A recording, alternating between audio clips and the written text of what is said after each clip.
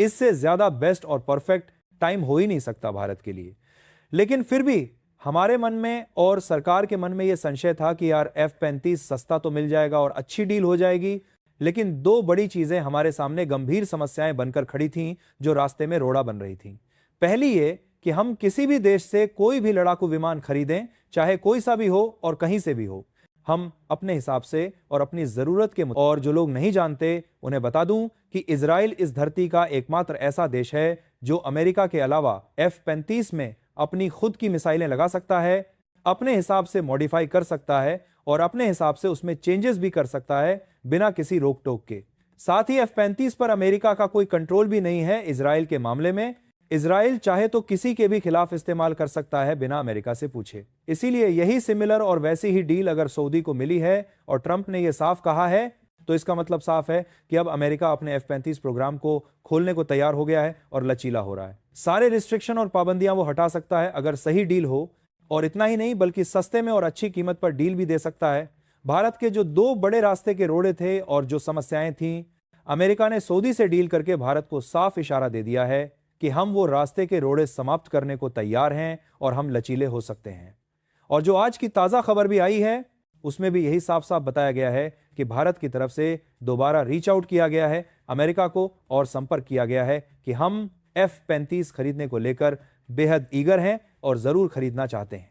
बस आप ये जो रिस्ट्रिक्शन और पाबंदियां हैं ये हटा दीजिए और थोड़ा बहुत हमारे हिसाब से मॉडिफाई करने की आजादी दे दीजिए, हम तुरंत इसे खरीद लेंगे और बड़ी डील हो सकती है।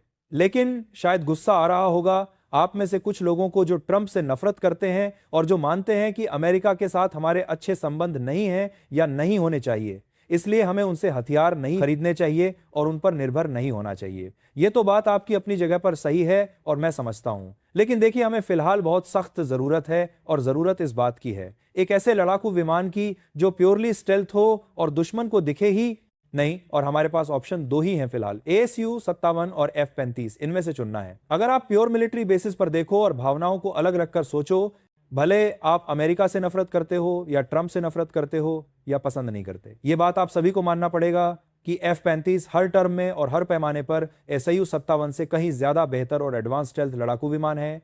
ये सच्चाई है। युद्ध में वो अपने आप को साबित कर चुका है और अपनी ढाक जमा चुका है, जबकि ASU-57 ने आज तक कोई असली युद्ध नहीं लड़ा है और युद्ध में साबित नहीं हुआ है। यहां तक कि यूक्रेन में जो भयंकर युद्ध लड़ा जा रहा है और रूस पूरी ताकत लगा रहा है, उसमें भी ASU-57 को मैदान में नहीं उतारा गया और छिपा कर रखा गया। और रही बात स्टेल्थनेस की, तो यह बात खुद रूस कहता है और मानता है कि जी 2028 से 29 तक हम इसमें AL-51F1 इंजन लगाएंगे, तब जाकर यह 100% स्टेल्थ होगा और पूरी तरह तैयार होगा। तो आप खुद सोचिए और समझिए कि जब 2027 से 28 के आसपास खुद रूसी वायुसेना को 100% स्टेल्थ ASU-57 मिलेगा, तो उसके कितने समय के बाद भारत को डिलीवर कर पाएंगे, कितना इंतजार करना पड़ेगा। हालांकि उनका ऑफर बहुत शानदार है और आकर्षक है, ये मानना पड़ेगा। इंजन की टेक्नोलॉजी वो हमें देना चाहते हैं, जेट की टेक्नोलॉजी वो हमें देना चाहते हैं और पूरी तरह खुली छूट दे रहे हैं। इसमें कोई शक नहीं कि उनका ऑफर बेहद शानदार और आकर्षक है, लेकिन हमें चाहिए शॉर्ट टर्म में, यानी जल्दी, लड़ाकू विमान जो आने वाले 10 सालों तक हमारी प्रॉब्लम सॉल्व करना सके और हमें ताकत दे सके। हमें लंबे समय के लिए नहीं चाहिए फिलहाल, क्योंकि 2035 तक हर हाल में M का बड़े लेवल पर और बड़ी संख्या में भारतीय वायुसेना के लिए तैयार हो चुका होगा और उत्पादन शुरू हो जाएगा। उस समय ना तो F-35 हमारे ज्यादा इस्तेमाल लायक होगा, ना ही ASU-57 को हम ज्यादा इस्तेमाल करेंगे क्योंकि अपना अमका होगा। इसीलिए शॉर्ट टर्म में देखा जाए तो F-35 बेटर और बेहतर ऑप्शन है भारत के लिए। लेकिन हां, अगर हमें F-35 हमारी शर्तों पर नहीं देता, अमेरिका और अड़ जाता है, तो बिल्कुल मत खरीदो। सीधा जाओ रूस और 40 से 50 ASU-57 खरीदो और खेल खत्म करो।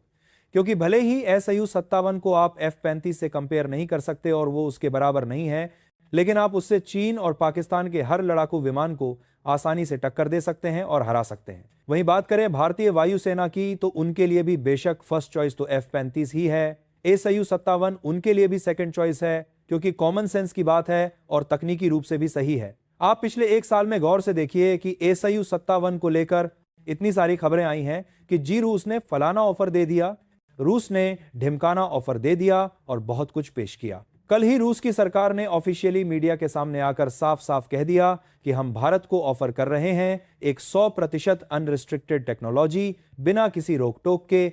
तब भी भारत की तरफ से आज तक ऑफर प्रतिशत को कोई ऑफिशियल रिस्पांस नहीं आया और कोई जवाब नहीं दिया गया। यानी कि जो ACU-57 की खबरें हैं वो एक तरफा सिर्फ रूस से आ रही हैं और वो अपना ऑफर बढ़ा रहे हैं। वहीं भारत की तरफ से कोई भी रिस्पांस या प्रतिक्रिया नहीं दी गई है अभी तक ACU-57 या रूस के ऑफर पर। ऐसी कोई भी ऑफिशियल न्यूज नहीं है भारत की तरफ से, जबकि रूस की तरफ से तो ऑफिशियल न्यूज और बयान आ रहे हैं। इससे आप अंदाजा लगा सकते हैं कि भारत का मन भी किस तरफ है और क्या सोच रहा है। और जैसे ही कल सऊदी की बड़ी डील हुई, भारतीय ऑफिशियल्स को भी लगा है और उम्मीद जगी है कि F-35 को लेकर हमारी विंडो और मौका भी अब खुल चुका है। और इसीलिए अब आप तैयार हो जाइए, क्योंकि आने वाला एक महीना बहुत क्रूशियल और निर्णायक होने वाला है, क्योंकि इस दिसंबर के महीने में आपको काफी हद तक क्लियर हो जाएगा कि हम ACU-57 खरीदेंगे या F-35 फैसला हो जाएगा। तो दोस्तों, ये थी आज की पूरी अपडेट जो काफी रिसर्च और मेहनत के बाद आपके सामने रखा गया है। बाकी आप लोग इस पूरे मुद्दे पर क्या सोचते हैं कमेंट में जरूर बताइएगा। और दोस्तों, जाते जाते एक छोटी सी हेल्प कर दीजिए, इस वीडियो को एक लाइक करके अपने दोस्तों तक शेयर करके हमारी मेहनत को सपोर्ट कर दीजिए। धन्यवाद।